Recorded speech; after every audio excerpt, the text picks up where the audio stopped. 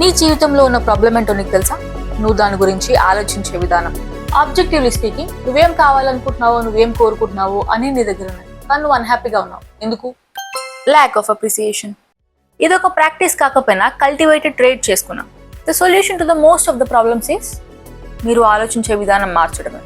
For example, వేరే వాళ్ళ opinion నిజానికి వాళ్ళని వాళ్ళు చూసే సెల్ఫ్ రిఫ్లెక్షన్ లాంటిది. ఇది నువ్వు అర్థం చేసుకుంటే నువ్వు ఎదుర్కొనే ప్రాబ్లమ్స్ కి సొల్యూషన్ దొరికినట్లు. లేకపోతే నీ లైఫ్ మీద నువ్వు తీసుకున్న డెసిషన్ వేరే వాళ్ళు నిన్ను ఎలా చూస్తున్నారు అనే వ్యూ మీద ఆధారపడి ఉంటుంది. నువ్వు మెంటలీ లేజీ. నీకు ఆల్రెడీ తెలుసు నువ్వు ప్రజెంట్లో లేకుండా ఉంటున్నావని, కానీ ప్రజెంట్లో బ్రతకడానికి ఎఫర్ట్స్ ఏమన్నా పెడుతున్నావా? లేదు. నీకు తెలుసు నువ్వు మెడిటేట్ చేయాలి, నీ బ్రెయిన్ని ట్రైన్ చేసి ఫోకస్ చేయాలి అని.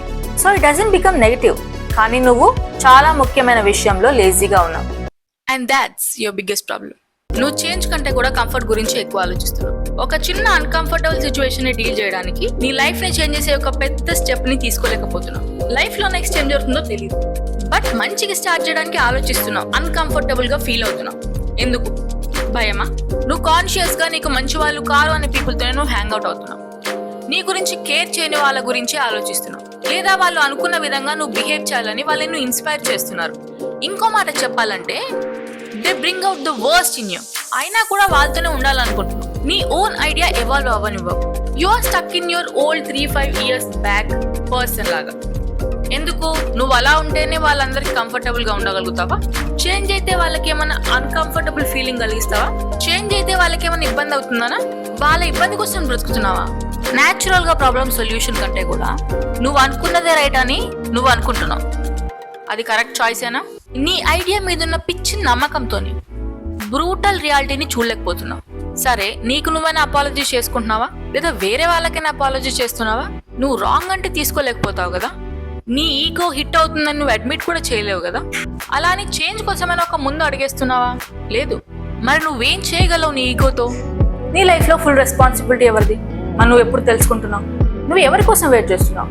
ఎవరో వచ్చి నీ సిచ్యువేషన్ ని, నీ ఫీలింగ్ ని ఫిక్స్ చేస్తారని చాలాసార్లు జనాలు వాళ్ళ సఫరింగ్ ని లౌడ్ గా చూపించుకుంటారు. అది క్రై టు ద వరల్డ్ అని నమ్ముతారు వాళ్ళు. ఎందుకో తెలుసా?